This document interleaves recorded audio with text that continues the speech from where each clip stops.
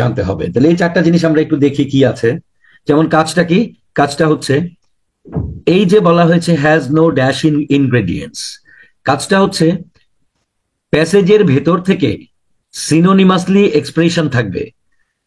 যেমন নো এর বদলে ল্যাক থাকতে পারে, ইনগ্রেডিয়েন্টস এর বদলে এলিমেন্টস থাকতে পারে, তাহলে সিনোনিমাসলি থাকবে। তাহলে এই সিনোনিম সিনোনিম গুলো তো কাটাকাটি যাবে, অর্থাৎ ইনগ্রেডিয়েন্টস এর বদলে এলিমেন্টস, তাহলে নতুন যে শব্দটা আসবে প্যাসেজের ভেতরে এইটার সাথে, সেইটা এই গ্যাপের মাঝে বসবে। দ্যাট ইজ দি জব, আমরা জানি সবাই। সেকেন্ড, কেউ কোনো স্পেশাল বৈশিষ্ট্য আছে কিনা। আচ্ছা, হ্যাঁ, স্পেশাল বৈশিষ্ট্য আছে। স্পেশাল বৈশিষ্ট্য কি? স্পেশাল বৈশিষ্ট্য হচ্ছে যে আপনাকে খেয়াল করতে হবে যে দুই ধরনের পার্ট এখানে আছে। একটা হচ্ছে গিভেন পার্ট, যেমন হ্যাজ, নো এবং ইনগ্রেডিয়েন্টস, এটা হলো গিভেন পার্ট। আর একটা হলো ব্ল্যাঙ্ক পার্ট, আর একটা হলো ব্ল্যাঙ্ক পার্ট। বৈশিষ্ট্যটা কি? বৈশিষ্ট্য হচ্ছে গিভেন পার্ট সিনোনিমাসলি থাকবে, একটু আগে যেটা বলেছি সেটাই। হ্যাঁ, মানে কাজটা কি বলতে গিয়ে আসলে আমি বৈশিষ্ট্যই বলে ফেলেছি। গিভেন পার্ট সিনোনিমাসলি থাকবে, এবং এইখানের যে শব্দটা এটা হুবহু প্যাসেজ থেকে নিব। হ্যাঁ, তাহলে এটা হলো বৈশিষ্ট্য। এখন সলিউশন, মানে ডিফিকাল্টি কি? আচ্ছা, এইটার ডিফিকাল্টি হচ্ছে যে আপনি যদি এটা ব্ল্যাঙ্ক মাথায় যান, এই যে ব্ল্যাঙ্কে ব্ল্যাঙ্কে যেটা আছে মানে 33-এর গ্যাপ যেটা আছে, গ্যাপ যদি ব্ল্যাঙ্ক মাথায় যান, হ্যাজ নো ড্যাশ ইনগ্রেডিয়েন্টস, আচ্ছা ওই পাশে দেখি কি আছে। হ্যাঁ, তাহলে এই যে চিন্তাটা, এই চিন্তাটাই হলো ডিফিকাল্টি। এটা ওরা জানে যে ব্ল্যাঙ্ক মাথায় গেলে ব্ল্যাঙ্ক হওয়ার সম্ভাবনা বেশি উত্তর। সো এটার ডিফিকাল্টি কি তাহলে? এটার ডিফিকাল্টি হচ্ছে ব্ল্যাঙ্কটাকে ব্ল্যাঙ্ক মাথায় রাখে মানুষ। আমরা খুব অদ্ভুত কাজ করি, আমরা অনেক সময় এরকম পরীক্ষার মাঝে গ্যাপে কি হবে গ্যাপের দিকে তাকায় থাকি, এবং 30 সেকেন্ড 40 সেকেন্ড 1 মিনিট চলে যায়। আরে গ্যাপ তো গ্যাপই, এর দিকে আপনি কি তাকান? এর দিকে তাকানো যে কথা, এই সাদা কাগজের দিকে তাকানো একই কথা, এটাও ব্ল্যাঙ্ক। তাহলে মানে এগুলাই হচ্ছে ডিফিকাল্টি, সাইকোলজিক্যাল ডিফিকাল্টি।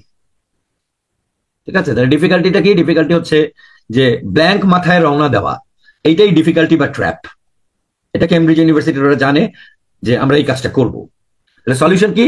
সলিউশন হচ্ছে ট্র্যাপের উল্টা কাজটাই সলিউশন।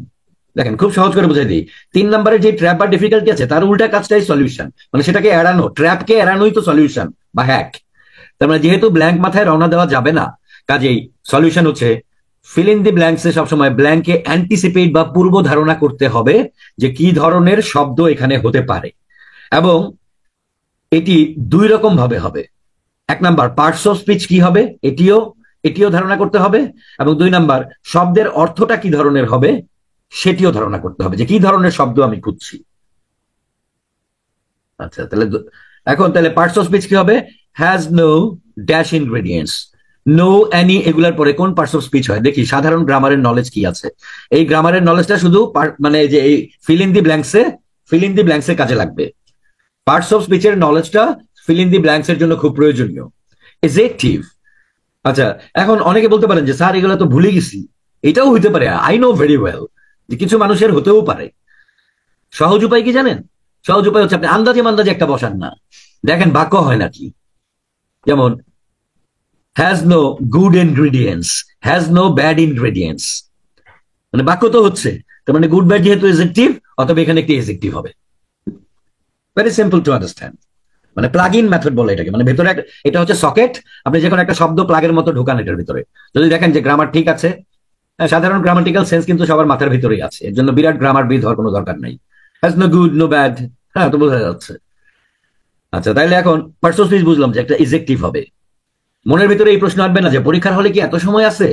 আর এটা তো আমরা বুঝবো হচ্ছে গিয়ে 5 মিনিট ধরে, যাতে করে 5 সেকেন্ডে পরে বুঝে ফেলতে পারি।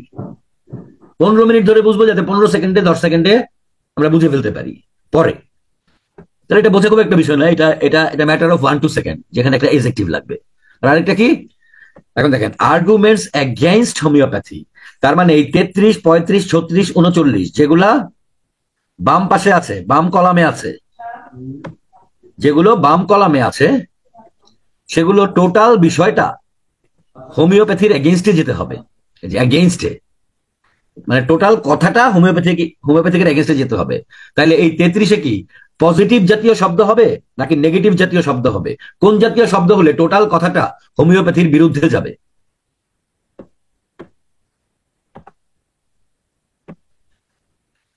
স্যার একটু চিন্তা করে বলেন, সবাই নেগেটিভ লিখতেছেন, খেয়াল করে দেখেন তার আগে নো আছে। নো থাকলে নেগেটিভ নেগেটিভে পজিটিভ হয়ে যাবে। তাহলে নো এর পরে যে হ্যাজ নো গুড ইনগ্রেডিয়েন্টস মানেই তো গুড নাই, তার মানে এগেনস্টে, তার মানে ব্ল্যাঙ্কে হবে পজিটিভ শব্দ। এই জিনিসগুলো খেয়াল করতে হবে। এবং আপনি ব্ল্যাঙ্কে কি জাতীয় শব্দ হবে এটা তার আগের শব্দ এবং পরের শব্দকে চাপ দিলেই বের হয়ে যাবে। দেখেন টোটালটা হলো এগেনস্টে, যে হ্যাজ নো ভালো ইনগ্রেডিয়েন্টস মানে খারাপ। তো তাহলে এইভাবে আমরা কি করতে পারি বোঝালাম আমি আপনাকে এতক্ষণ ধরে, কিন্তু আসলে এটা কয় সেকেন্ড লাগে দেখেন তো। Has no dash ingredients, adjective লাগবে, আর যেহেতু এগেনস্টে নো গুড, নো গুড মানে ব্যাড, তার মানে এখানে পজিটিভ হবে। তাহলে একটা ধারণা করে ফেললাম যে কি জাতীয় শব্দ খুঁজছি, একটা পজিটিভ এজেক্টিভ খুঁজছি, একটা পজিটিভ বা ভালো এজেক্টিভ খুঁজছি। দুইটা করে নিয়ে যাই, হ্যাঁ? আচ্ছা না 33 করি আগে। আচ্ছা এখন কোথা থেকে খুঁজবো? আচ্ছা যেহেতু আমরা কোশ্চেন প্যাটার্ন অনুযায়ী করছি, আমাদের একটা অসুবিধা এখানে হয়েছে, সেটা হচ্ছে এর আগে তো প্রশ্ন আছে, তো এই যে এর আগে প্রশ্ন আছে, এর আগের প্রশ্নগুলো যদি করে আসতাম তাহলে তো আমরা জানতে পারতাম যে প্যাসেজের কতটুকু কাভার হয়েছে। সবগুলো একটা প্যাসেজের পরে 3 ধরনের প্রশ্ন যে থাকে, সবগুলো মিলে পুরো প্যাসেজটার মানে মোটামুটি সব অঞ্চল কাভার করে। এখন আমরা তো অন্যটা করে আসি না, যেহেতু গ্যাপ ফিল টেস্ট করছি, তো ধরেন যে করে আসছি আর কি, আমরা তো শুধু গ্যাপ ফিল টেস্টটা বুঝতে চাই, তো করে এসে আমরা জানতে পেরেছি, ধরেন অন্যগুলা করে আসছি, তো করে এসে আমরা জানতে পেরেছি যে এই পর্যন্ত মোটামুটি আগের কোশ্চেন গুলো হয়েছে, এখন পরের 2টা প্যারা খালি আছে এখনো। তাহলে ডেফিনেটলি পরের 2 প্যারায় দেখবো, পরের 3 প্যারা, ডেফিনেটলি পরের 3 প্যারায় দেখবো আমরা। যে এটা কোথেকে জানলেন স্যার? যেটা যদি পুরা প্যাসেজটা যদি আমরা মানে পুরো এসেটা যদি করতাম, অন্য কোশ্চেন গুলো করে আসতাম, তাহলে জানতে পারতাম আর কি। কিন্তু যেহেতু আমরা এখন প্যাসেজ ওয়াইজ সলভ করছি না, আমরা সলভ করছি কোশ্চেন প্যাটার্ন ওয়াইজ, এই জন্য এটা ধরে নিচ্ছি আর কি। এটা আপনি করলে জানতে পারবেন, করলেই দেখা যাবে যে ওই পর্যন্ত উত্তর হয়েছে আর নিচের 3টা প্যারা এখনো ধরাই হয়নি। তাহলে সেক্ষেত্রে নিচের 3টা প্যারায় দেখবো। আচ্ছা এখন আরেকটা ডিফিকাল্টি আছে। ডিফিকাল্টি কি বলছিলাম, যে আমরা ব্ল্যাঙ্ক মাথায় রওনা দেওয়া। গ্যাপফিল টাস্কের দ্বিতীয় ডিফিকাল্টি, এটা শুধু গ্যাপফিল টাস্কেরই না, যে কোনো প্রশ্নেরই সেকেন্ড ডিফিকাল্টি হচ্ছে প্যাসেজে আসার পরে। আবার বলি, যে কোনো প্রশ্নের জন্য একটা কমন ডিফিকাল্টি আছে, এটা হচ্ছে এই পাশে এসে যখন দেখবে যে এইখানে, তখন সে পড়া শুরু করবে এরকম খুব মনোযোগ দিয়ে, homeopathy is an extremely contentious form of medicine. আচ্ছা আবার কেউ চিন্তা করবে কন্টেনশিয়াস মানে তো জানি না, চিন্তায় পড়ে যাবে, মানে এখানে স্টাক হয়ে যাচ্ছে। এক নাম্বার হলো তার এইটাই পড়ার কথা না, মানে এটা পড়ে এত বোঝার কথা না, তার আসলে প্রশ্ন মনের ভিতরে রেখে দেখার কথা যে প্রশ্নের জাতীয় কথা আছে কি নাই। তাহলে প্রথম ভুল করছে সে এইটার ভিতরে ঢুকে গিয়ে প্রশ্ন ভুলে গেছে। দ্বিতীয় ভুল করছে একটা অজানা ভোকাবুলারি পেয়ে ওইখানে আবার স্টাক হয়ে গেছে, ও অলরেডি প্রশ্ন থেকে অনেক দূরে চলে গেছে। যদি থামা জিজ্ঞেস করা হয় কি করো, বলবে পড়ি। বলে যে কি পড়ো, বলে স্যার এটা বোঝার চেষ্টা করতেছি। বলে কামটা কি ছিল, প্রশ্নটা কি বলতো, স্যার আবার দেখতে দেবো। বুঝতে পারতেছেন সমস্যাগুলো কোথায়? আচ্ছা তাহলে আপনাদেরকে একটা জিনিস শিখাই দেই, মারাত্মক একটা জিনিস, কিন্তু সাধারণ একটা জিনিস, কিন্তু মারাত্মক একটা জিনিস। এই সাধারণ মেন্টাল সাইকোলজিক্যাল প্রবলেম গুলাই ডিফিকাল্টি, এটা কেমব্রিজ ইউনিভার্সিটি জানে। ঠিক আছে স্যার, উত্তর চাই নাই এখন আমি, উত্তর পাওয়া কোনো বিষয় না। বিষয়টা হচ্ছে ইংরেজিতে সবচেয়ে দক্ষ যেই লোক, মনে করো ইউনিভার্সিটির একজন প্রফেসর, উনি যদি মেথড না জানেন, উনি টোটাল উত্তর করার টাইমই পাবেন না। So I am not bothered about finding the answer. I am bothered how fast you can find the answer. তার মানে রিডিং এর স্কিলের একটা অন্যতম বিষয় হচ্ছে উত্তর পাওয়া নয়, কত দ্রুত উত্তর পেতে পারে। রিডিং হচ্ছে টাইম স্ট্রেস টেস্ট। ঠিক আছে, অনেক লোক আছে যেখানে সব ভোকাবুলারি জানবে, সমস্ত কিছু বুঝবে, কিন্তু আসলে 25টার উপরে অ্যাটেম্পটই করতে পারবে না, টাইম নাই। কথা বুঝতে পেরেছেন? So please don't write the answer, please don't write the answer now, please try to follow what I am telling. এটা তো একটা উত্তর পাওয়া বিষয় না স্যার।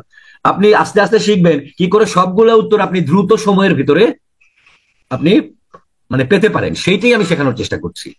তো তাহলে এখন যেটা আমি শেখানোর চেষ্টা করছি সেটা হচ্ছে, খেয়াল করেন, homeopathy is an extremely contentious form of medicine. মনে করেন প্রশ্ন আপনার মনের মধ্যে নাই, যে কাজটা আমরা করি, এইটার নাম দিলাম single line reading. Single line reading মানে একটি লাইন পড়ে বাম থেকে ডানে অর্থ করে বোঝার চেষ্টা করা, এর নাম সিঙ্গেল লাইন রিডিং, যেটা আমরা রিডিং বুঝি। মনে রাখবেন আজ থেকে, total IELTS reading a single line reading এর একটি কাজও নাই। আবার বলি, সিঙ্গেল লাইন রিডিং এর একটি কাজও নাই। টোটাল 40টা প্রশ্নের জন্য আপনি যা করবেন, 1 ঘন্টা রিডিং পরীক্ষা দিবেন, সিঙ্গেল লাইন রিডিং বলতে কিচ্ছু নাই। তাহলে কি আছে? আছে কম্পারেটিভ রিডিং। কম্পারেটিভ মানে মনের ভিতরে প্রশ্নটা আনেন। এখন দেখেন, সবাই দেখবে যে সবাই পড়তেছে, কিন্তু আসলে কার মনের ভিতরে কি চলতেছে? স্কিল লোকের মনের ভিতরে অন্য কাজ চলবে, আর আনস্কিলড এর ভিতরে সিঙ্গেল লাইন রিডিং চলবে। So please try to change it. একটা বিরাট মানে বৈপ্লবিক পরিবর্তন আনার চেষ্টা করতেছি আপনাদের মাঝে, নাহলে মানে কোনো কাজ হবে না। আসলে কম্পারেটিভ রিডিং বলতে বোঝাবে মানে দুইটা, একটা মনের ভিতরে থাকবে প্রশ্ন, তার সাথে মিলে কি না মিলে সেইটা খালি বোঝা। ওই টোটাল লাইনের মানে একসাথে না বুঝলেও চলবে, না বুঝলেও চলবে মানে কি, বোঝার দরকারই নাই। এখন আপনি খালি আনেন ওই যে হোমিওপ্যাথিক ওষুধের ভিতরে ভালো কি জানি নাই, ভালো কোনো জিনিস কি জানি নাই, এবং মনের ভিতরে প্রশ্নটা বাজাইতে থাকেন। দেখেন, homeopathy is an extremely contentious form of medicine. ঠিক আছে, তাহলে এখন আপনি বলতে পারেন যে কন্টেনশিয়াস মানে না জানলে কি স্যার এটা বুঝবো? খুব ভালো বুঝবো। নো এর জন্য একটা নেগেটিভ লাগবে না আমার এখানে? নাই তো নেগেটিভ, সো দেয়ারফর এই লাইনে উত্তর নাই। With strong assertions coming from both critics and supporters of the practice. না, কি না মানে কি জানি না, কিন্তু ওই যে প্রশ্নের ওই বিষয় কি জানি একটা ভালো জিনিস নাই, ওরকম কোনো জিনিস এখানে নাই। Homeopathy there is nothing in it. Nothing in it বলছি, কিন্তু নাথিং ড্যাশ ইনগ্রেডিয়েন্টস, ইনগ্রেডিয়েন্টস বা কম্পোনেন্ট বা এলিমেন্ট কই, মানে অন্য শব্দগুলো তো পাইতে হবে, মানে তাও তো হচ্ছে না, নাই। Announces the tagline 1023 major British anti homeopathy campaign. Anti একটা নেগেটিভ শব্দ আছে, বাট ইনগ্রেডিয়েন্টস কই, আবার নাই কই, হচ্ছে না। মানে যে না না না হ্যাঁ, এরকম হবে জিনিস, তার মানে কম্পারেটিভ রিডিং। আর এইটা যদি বাদ দিয়ে আপনি এটার মানে বুঝেন, homeopathy is an extremely contentious form of medicine. আচ্ছা, ওইটা ওইটা আসলে অন্য কাজ, যেটা আসলে করার কোনো দরকার নাই। আচ্ছা, third is over 400 supporters of the 1023 stood outside Boots pharmacies and swallowed an entire bottle each of. ধরেন এই পর্যন্ত আপনাকে বলা হলো কি বুঝছেন বলেন।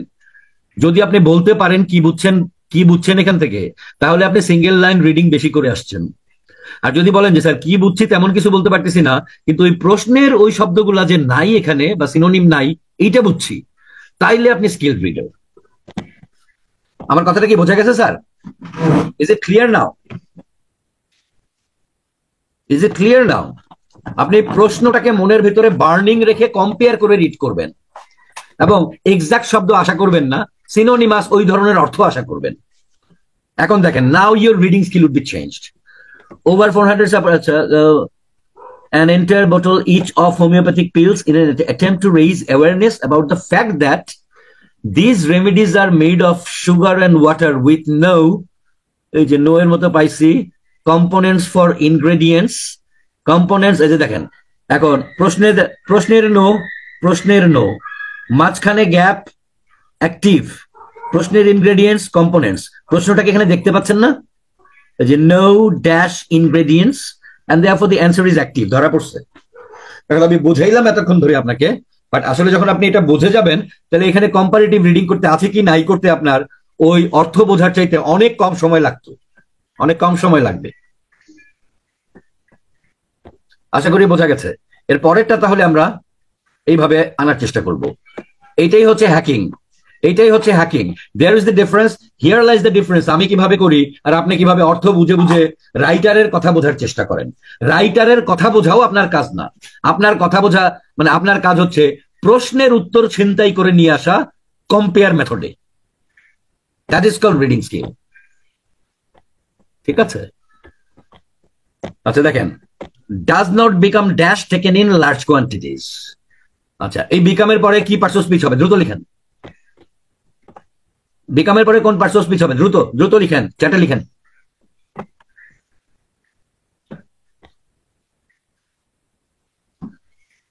আচ্ছা,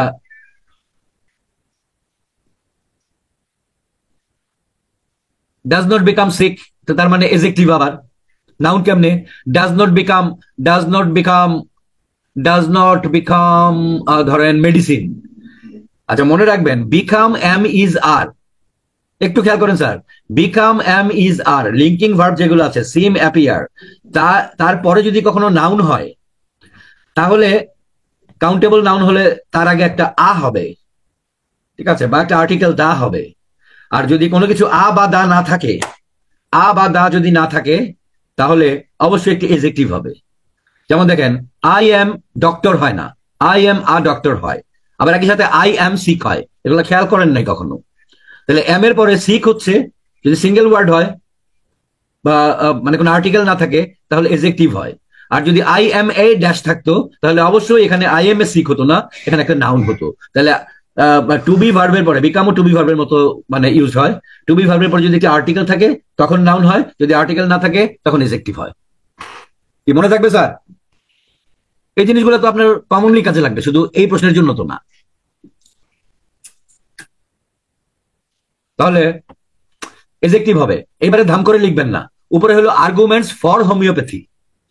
টোটাল কথাটা হোমিওপ্যাথির ফেভারে যেতে হবে। একটু চিন্তা করে বলবেন এখানে পজিটিভ হবে না নেগেটিভ হবে।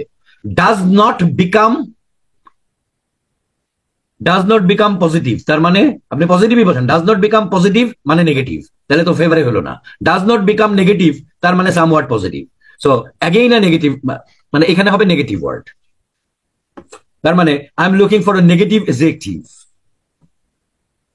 I am looking for A negative adjective. দেখছেন?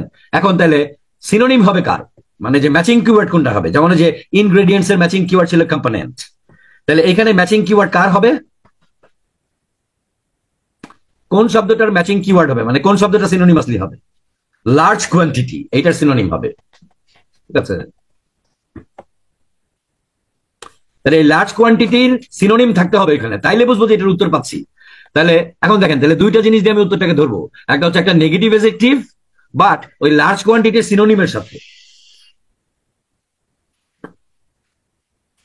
এটা স্যার বই থেকে না, এটা এটা মানে খুব সুন্দর একটা ফিল ইন দি ব্ল্যাঙ্কস, এটা আমি একটা অনলাইন টেস্ট থেকে নিয়েছি, মানে রিভাইজ করানোর জন্য। এটা একটা অনলাইন টেস্ট করতে গিয়ে জানি নিয়েছিলাম, এটা আমার কাছে ভালো লেগেছে, শেখানোর মতো আর কি। ছোট ছোট জিনিস, ইংলিশ একদম সহজ, কিন্তু ভিতরে গিয়ে কেমন জানি পাই পাই না, কিন্তু যে রুল ফলো করবে সে ধামধাম করে সব পাবে। তাহলে এখন কি করব?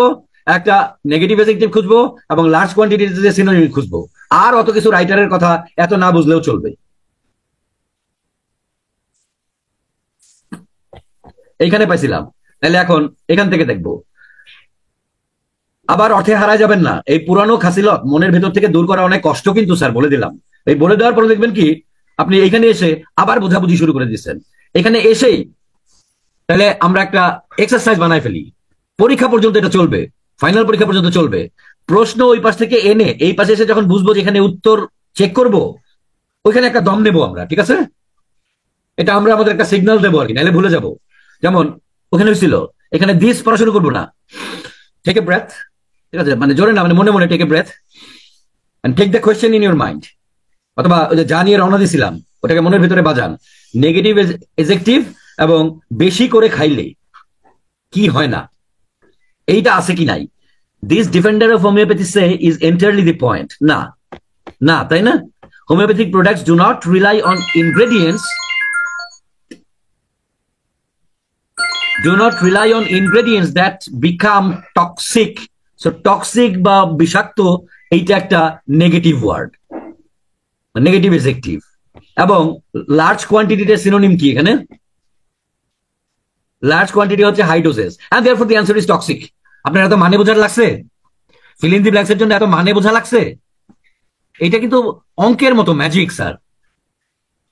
কিসের কি এত আশেপাশে অমুক তমুক ভোকাবুলারি আছে, এই সেই কন্টেনশাস মানে বুঝি না, অতএব চুপ করে বসে আছি, কিচ্ছু বোঝার দরকার নাই তো স্যার। আপনি খালি আচ্ছা খেয়াল করলে দেখবেন কি সিনোনিম যেগুলো আছে এগুলো সব বুঝবেন, আগে পরে যেগুলো উত্তরের জন্য লাগবে না, যে না না না, ওইখানে সব আননোন ভোকাবুলারি বা হাই ফ্রিকোয়েন্সি ভোকাবুলারি থাকবে। এই হইলো ভোকাবুলারির ভয়। বুঝতে পারছেন এখন? তো আমি ঘোষণা দিলাম, আইএলস রিডিং এর উত্তরের জন্য বিশাল হাই ফ্রিকোয়েন্সি ভোকাবুলারি বিরাট স্টক দরকার নাই স্যার, দরকার নাই। এটাকে ম্যাথমেটিক্যালি হান্ট করা যাবে। মানে ধরেন দরকার নাই 90%, 10% যদি হয় ছেড়ে দেন, ওই জন্য 9 পাবেন না, তাই বলে 7 পাবেন না, হইতে পারে না।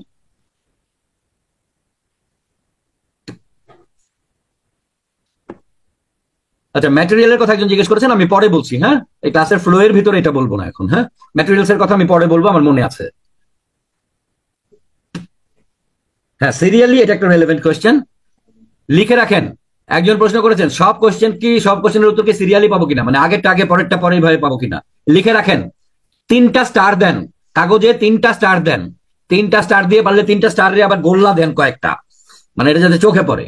সেটা হচ্ছে ম্যাচিং জাতীয় প্রশ্নগুলো ছাড়া বাকি সমস্ত প্রশ্ন প্যাসেজের ভেতরে সিরিয়াল মেনটেন করবে।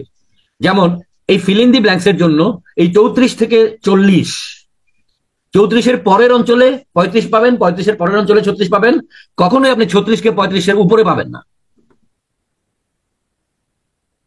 কি বুঝতে পেরেছেন স্যার? সিরিয়ালের প্রশ্নটা কি ক্লিয়ার সবার?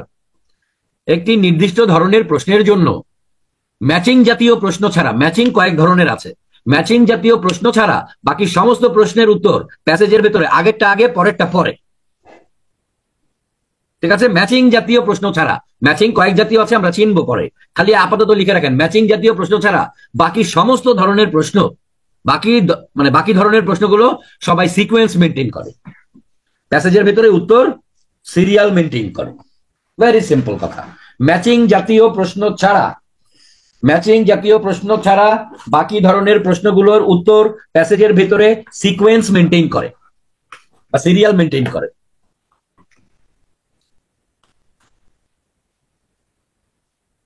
Okay sir, fine. তো তাহলে এখন দেখেন আমরা 34 পেলাম, তারপরে আমরা 35 পেয়ে গেলাম। আচ্ছা, because the water রিটেন্স the memory that allows the original treatment two function, এটা আমাদের দরকার নেই, আমরা পরের প্যারায় চলে যাব যেহেতু সিরিয়ালি থাকবে। আচ্ছা, 35 36 একবারে নিয়ে যাব কারণ এই দুটো একসাথে আছে।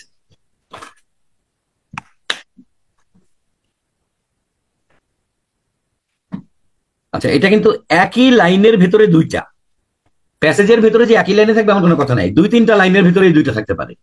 এই জন্যই প্যাসেজ বড় প্রশ্ন ছোট। এমন হতে পারে যে প্যাসেজের ভিতরে 2-3টা লাইনকে শর্টে এটা লিখছে, কিন্তু হোয়াট এভার, আমরা আইডিয়াটা তো নিয়ে গিয়ে খালি ম্যাচ করব। Lack of a dash of a, তার মানে this is a noun or noun phrase, no more than 2 words, এই জন্য ফ্রেজ বলছি। আচ্ছা, নাউন ফ্রেজ কাকে বলে ধারণা আছে কিনা? এটা অনেকে নাও বুঝতে পারে। হ্যাঁ, noun phrase means adjective plus noun or noun plus noun.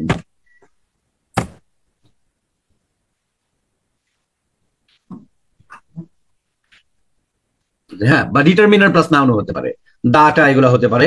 But দা এগুলো যদি বাইরে থাকে তো তাহলে তো আবার গ্যাপে আবার মানে ডিটারমিনার আবার আসবে না, এডজেক্টিভ প্লাস নাউন হতে পারে। যেমন আপনার নাউন ফ্রেজ কেন বলে এটাকে, যেমন ম্যান ইজ এ ওয়ার্ড, আমি যখন বলবো টল ম্যান, তো টল ম্যান তো আসলে ম্যান, টল ম্যান মানে একজন ম্যান, সো টল ম্যান টোটালটা যেহেতু একজন ম্যানকেই বোঝায়, সো সেই কারণে ম্যান যেহেতু নাউন, সো টল ম্যান টোটালটা একটা নাউন ফ্রেজ। ঠিক আছে, this is the idea. So তাহলে 34 এর উত্তর কি হলো স্যার, কেন জিজ্ঞেস করলেন আরেকজন? এই যে বললাম আমরা একটা নেগেটিভ করছিলাম টক্সিক, আর ওই যে লার্জ কোয়ান্টিটিজ এর বদলে পেলাম হাই ডোজেস, তাহলে টক্সিক নেগেটিভ এডজেক্টিভ হলো, আর লার্জ কোয়ান্টিটির সিনোনিম পেলাম high doses, and therefore toxic is the answer. তো দেখেই আসলাম আমরা।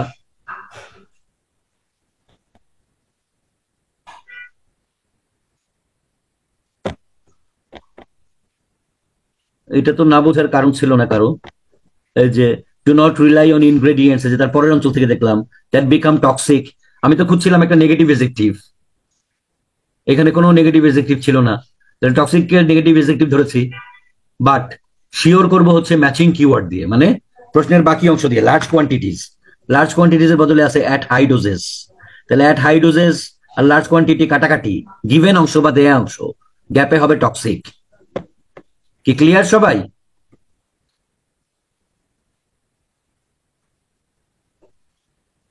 ক্লিয়ার সবাই? একজন বলছে সিনোনিম না জানলে কিভাবে ইমপ্রুভ করব। আমি আবারও বলে দিচ্ছি স্যার, এই জুজুর ভয় থেকে দূর হতে হবে। হাই ডোজেস এটা কোনো ইংরেজি হইল? লার্জ কোয়ান্টিটি এটা তো সবাই বুঝবে, তো ক্লাস 5-6 এর বাচ্চাও বুঝে। লার্জের বদলে হাই, কোয়ান্টিটির বদলে ডোজ ওষুধের। তো সব কি এরকম থাকবে? আমি তো একটু আগেই বলে দিলাম, যেখানে সিনোনিম থাকবে সেটা বুঝবেন, আগে পরের শব্দ যেগুলো উত্তরের জন্য লাগবে না ওগুলা বুঝবেন না। কথা বুঝতে পেরেছেন? বাট যেগুলো উত্তরের জন্য লাগবে না সেগুলোর দিকে তাকা যদি আপনি চিন্তা করেন, কন্টেনশাস মানে জানি না, ওইটা মানে জানি না, এটা মানে জানি না, আপনার তো ওইটা নিয়ে চিন্তাই করার কথা না। তো ওইটা নিয়ে চিন্তা করতেছেন কেন? আচ্ছা, এই ভোকাবুলারি নিয়ে একটা ছোট কয়েক সেকেন্ডের গল্প বলি, তাহলে আরো ক্লিয়ার হবে।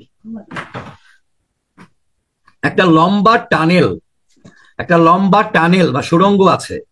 মনে করেন ওই যে রাস্তায় ওই যে পানির পাইপের কাজ চলে না, যে বড় সিমেন্টের গোল গোল মুখলা বড় সিমেন্টের, যেটার ভিতর দিয়ে মানুষ যেতে পারে, এরকম একটা লম্বা মনে করেন পাইপ। এই পাশে দাঁড়ায় আছে ডালিম কুমার, আর ওই পাশে রাজকন্যাদেরকে রাক্ষস রাক্ষস মানে ধরে রাখছে। এখন ডালিম কুমার কিভাবে যাবে? এখন ডালিম কুমার এখানে আসার আগে দরবেশকে জিজ্ঞাসা করছিল যে আমি কিভাবে রাজকন্যাকে উদ্ধার করব। তখন দরবেশ বলে দিছিল যে খুবই কঠিন, কারণ শুধু ওই পাশে যে রাক্ষস ধরে রাখছে তা না, এই পাইপের দুই পাশে, সুরঙ্গের দুই পাশে রাক্ষস তার নখ, হাতুড়ি, বাটাল, কুড়াল, অস্ত্র মস্ত্র, তলোয়ার সব নিয়ে দাঁড়ায় আছে।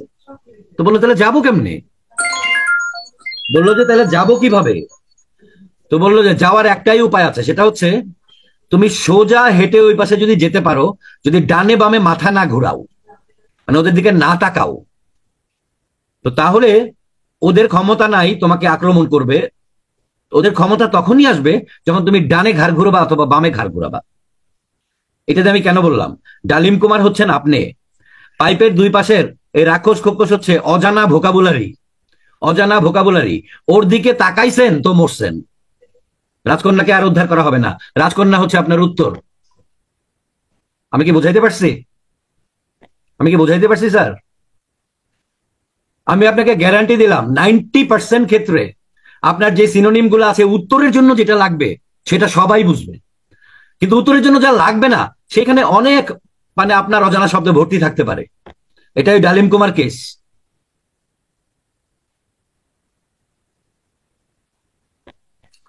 ওকে ফাইন, এর পরেরটা নিয়ে আসি আমরা। হ্যাঁ,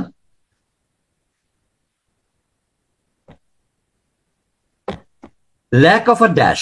তাহলে যেহেতু আর্টিকেল, আর্টিকেলের পরে কখনোই নাউন বা নাউন ফ্রেজ ছাড়া হবে না, যেহেতু নো মোর দেন টু ওয়ার্ডস, এজেক্টিভ প্লাস নাউনও হতে পারে।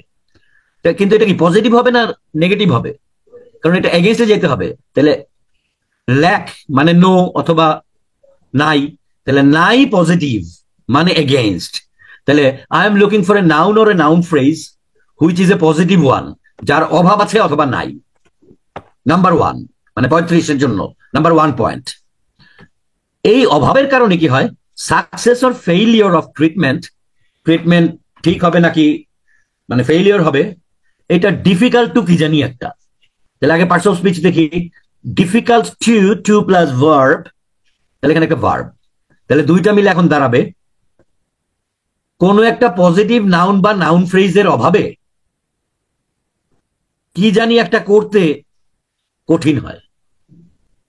তাহলে এই দুই কি হলো আমার, যে কি বললাম, কি জানি একটা নাউন বা নাউন ফ্রেজ যার অভাবে কি হয়, কি জানি একটা করতে, তাহলে কি জানি একটা নাউন ফ্রেজের অভাবে কি জানি একটা করতে সমস্যা হয়।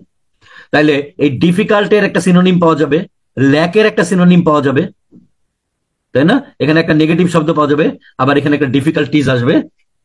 তাহলে আমি নাউন বা নাউন ফ্রেজটাকে ধরবো আর ভার্বটাকে ধরবো। আমি কিভাবে অ্যানালাইসিস করে রওনা দিচ্ছি এটাকে আপনি বুঝতে পারতেছেন?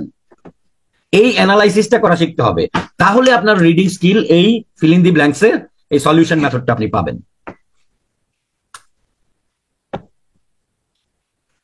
তার মানে ইট ইজ মোর মেকানিক্যাল, অনেক যান্ত্রিক মেথড।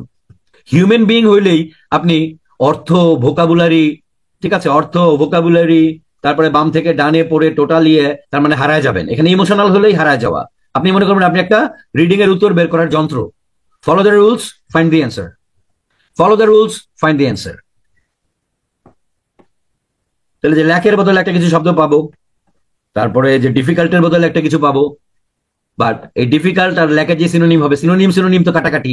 নতুন যেই নাউন ফ্রেজটা আসবে পজিটিভ, যেটা নাই সেটা হবে উত্তর, আর যা করতে কঠিন হয় সেই ভার্বটা হবে উত্তর। So let's see.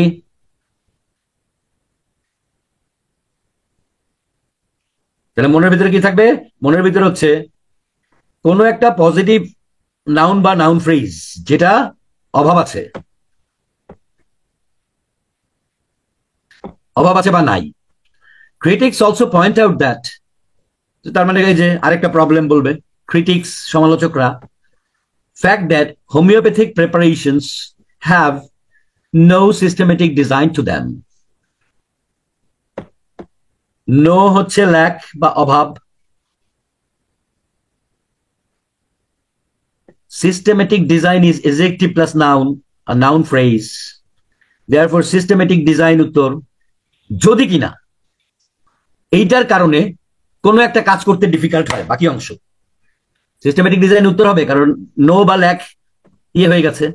তাহলে এখন যদি কিনা ডিফিকাল্টের কোনো সিনোনিম পাই আর কোনো একটা ভার্ব পাই যেটা করতে ডিফিকাল্ট হয় বা কঠিন হয়, তাহলে সিস্টেমেটিক ডিজাইন আর ওই ভার্বটা উত্তর। Making it hard to monitor, আমাকে বলেন এখানে ডিফিকাল্টের সিনোনিম কোনটা? ডিফিকাল্টের সিনোনিম কোনটা? হার্ড। তাহলে উত্তর কোনটা? হার্ড আর ডিফিকাল্ট কাটাকাটি, হার্ড আর ডিফিকাল্ট কাটাকাটি, টু টু কাটাকাটি, অতএব মনিটর উত্তর। Very simple.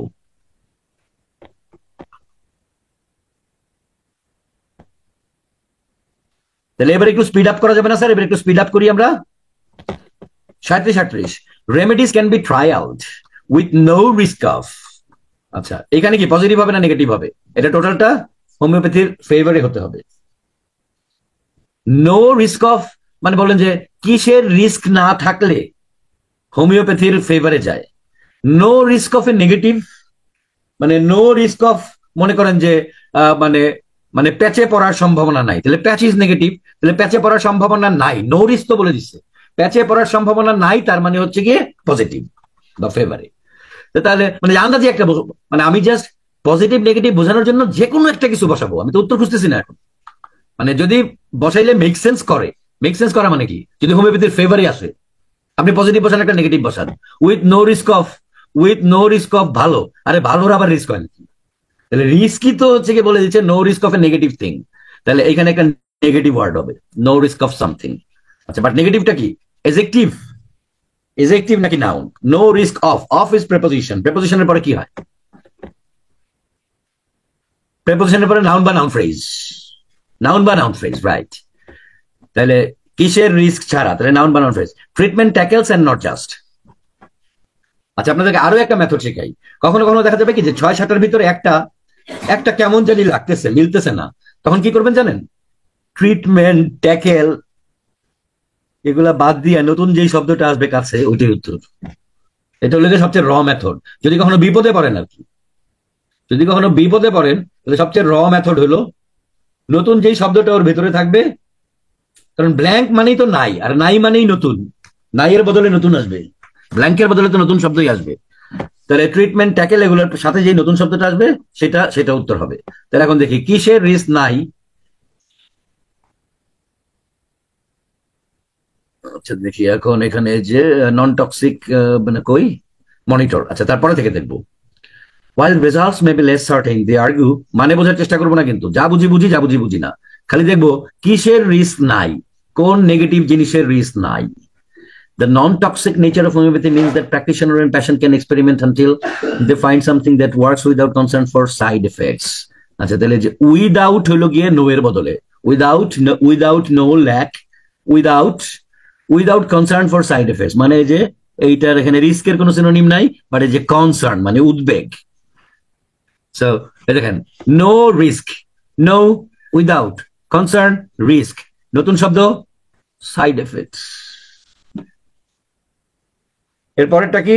ট্রিটমেন্ট এবং ট্যাকেল, এইটার সাথে নতুন যে শব্দ আসে, traditional medicine they argue assaults the body with a cocktail of drugs that only tackles the symptoms of disease. তাহলে ডিজিজ, ট্যাকেল, নতুন কোন শব্দ আসছে বলেন? নতুন কোন শব্দ আসছে বলেন? আরে এত বোঝার দরকার নেই তো, নতুন শব্দ কি আসছে এটা বলেন না। নতুন আসছে সিমটম, নতুন আসছে symptoms, that is the answer.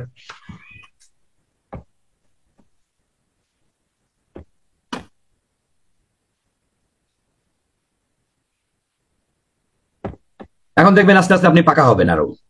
Too much Reliance, তাহলে রিলায়েন্সের বদলে ডিপেন্ডেন্স, বিলিভ এগুলো আসতে পারে। অন দা যেহেতু I am looking for a noun or a noun phrase, আর্টিকেলের পরে নাউন বা noun phrase.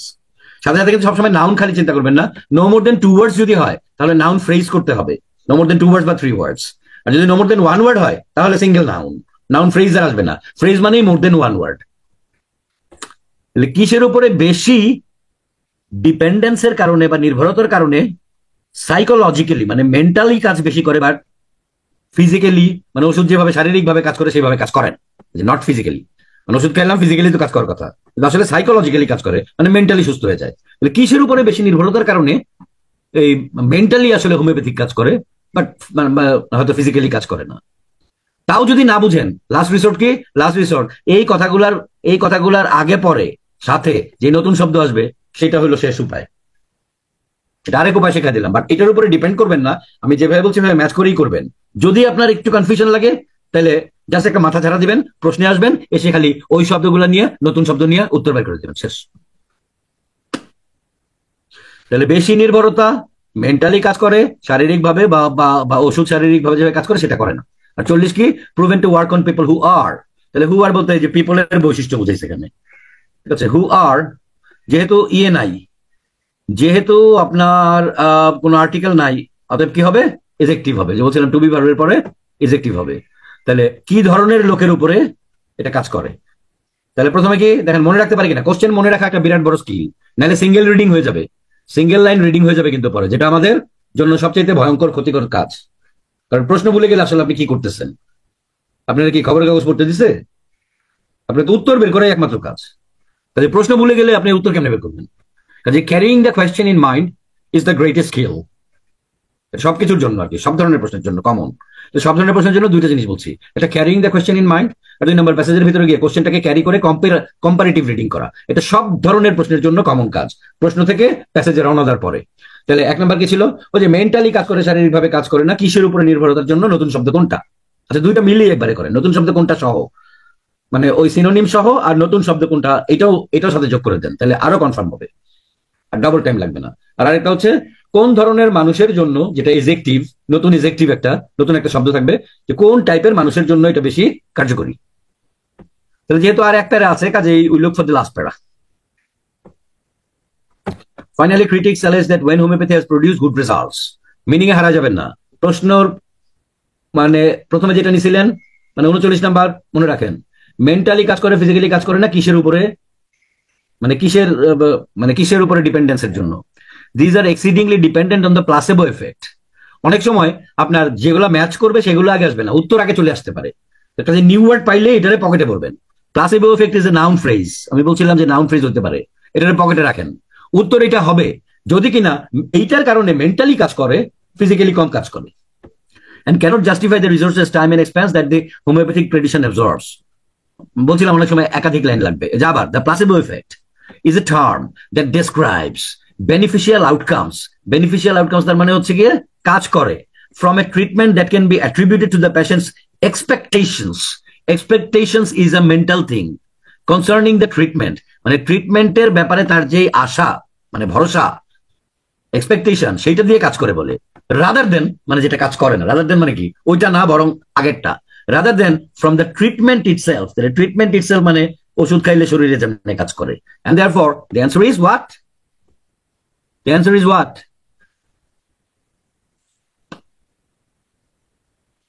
প্লাসেবো effect no more than 2 words হলে সর্বোচ্চটা নিতে হবে আপনাকে। প্লাসেবো ইফেক্ট পুরাটা। একজন জিজ্ঞেস করছেন নো মোর দেন 2 ওয়ার্ডস বলতে কি বোঝায়? এই যে প্লাসেবো সিঙ্গেল ওয়ার্ড, ইফেক্ট 2 ওয়ার্ড। উত্তরটা আইএলস এর উত্তর কখনো 3 ওয়ার্ডের বেশি হয় না। আইএলস রিডিং এর উত্তর, রিডিং এবং লিসেনিং এর উত্তর। আবার বলি, আইএলস রিডিং এবং লিসেনিং এর উত্তর কখনো 3 ওয়ার্ডের বেশি হয় না। এই ওয়ার্ডের ভিতরে নাম্বারও থাকতে পারে। যেমন যদি বলি 2 স্টুডেন্টস, তাহলে এটা 2 ওয়ার্ডস। 2 এর জন্য একটা ওয়ার্ড, স্টুডেন্টের জন্য একটা ওয়ার্ড। প্লাসেবো ইফেক্ট 2 ওয়ার্ডস।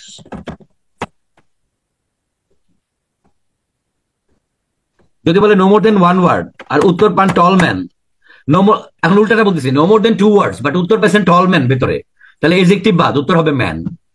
আর নো মোর দেন 2 ওয়ার্ডস বলছে, তাহলে খালি ম্যান লিখলে ভুল হবে, টল ম্যান ম্যাক্সিমামটা নিতে হবে। আচ্ছা, এখন লাস্টেরটা কি? কোন ধরনের মানুষের জন্য এটা কার্যকরী? তাহলে I am looking for an adjective, যেটা মানুষকে ডিসক্রাইব করে। The point to the successful results of homeopathy on patients who are unconscious, this is the only adjective in this sentence at the time of treatment as well as on animals. এটা তো আপনার মানেও বোঝার দরকার নাই। এই লাইনের ভিতরে একমাত্র ইজেক্টিভ এটা। আনকনশিয়াস ওখানে বসান, দেখেন বাক্য হয় কিনা। Proven to work on people who are unconscious. Hope this is clear to you now. কি স্যার, আগের চেয়ে ভালো পারা যাবে এখন? Fill in the blanks. Carrying the কোয়েশ্চেনটাকে মনের ভিতর ক্যারি করতে হবে এবং কম্পারেটিভ রিডিং করতে হবে। কোয়েশ্চেন ভুলে গিয়া বা কোয়েশ্চেন মানে ফেক, মানে মনের ভিতরে হালকা হয়ে গেল আর ভিতরে বুঝাবুঝিতে ঢুকে গেলাম, এই কাজ করলে রিডিং হবে না।